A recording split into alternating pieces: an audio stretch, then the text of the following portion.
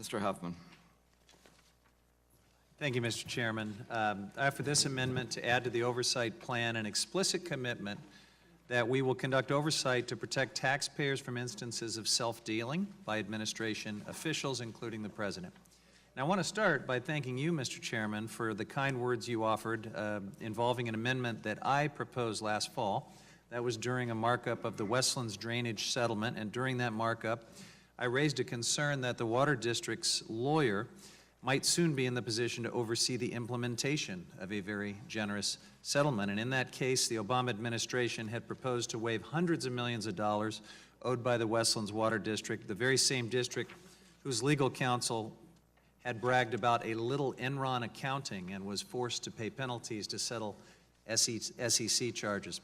This is the very same water district that gave a departing Bush administration Interior Department official a $1.4 million loan at less than 1% interest to buy riverfront property in California.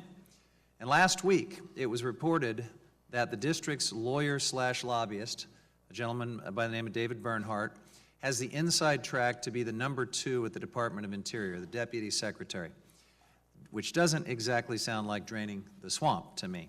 I have very high regard, as I've said before, for our colleague Ryan Zinke.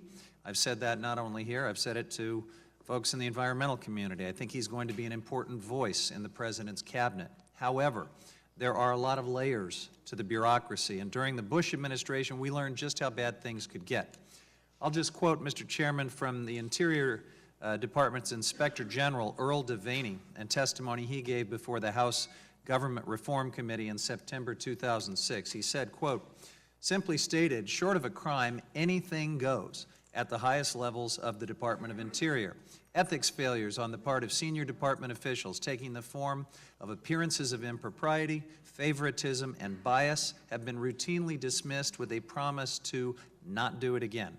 Numerous OIG reports which have chronicled such things as complex efforts to hide the true nature of agreements with outside parties, intricate deviations from statutory, regulatory, and policy requirements to reach a predetermined end, palpable procurement irregularities, and massive project collapses, bonuses awarded to the very people whose programs fail, and indefensible failures to correct deplorable conditions in Indian country have been met with vehement challenges to the quality of our audits, evaluations, and investigations," end quote.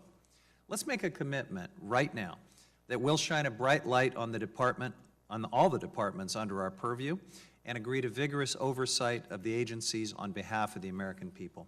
Thank you, Mr. Chairman. I reserve the balance of my time.